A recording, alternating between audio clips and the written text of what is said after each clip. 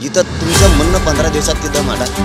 तुम्हाला आम्हाला काय दाखवायचं, काय सिद्ध करायचं तुम्हाला? कारण त्याच्यातच महाराष्ट्रातल्या मराठ्याचं कल्याण होणार आहे. काय विचारायचं? मराठा समाजात गैरसमज पसरवणाऱ्यांचे चांगलेच कान टोचले आहेत. तिथं मांडणं कथा हो म्हणणं काय मांडायचं काय दम.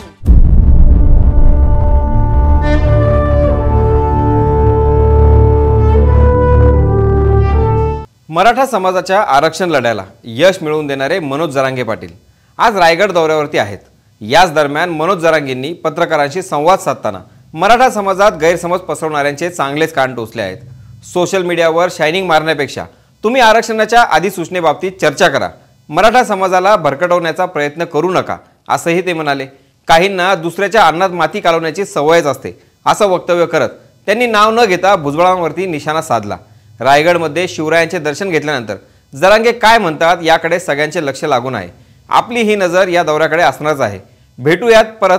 तोपर्यंत तुम्ही पाहत राहा लाईनलाईट क्रिएटिव्ह स्टुडिओ.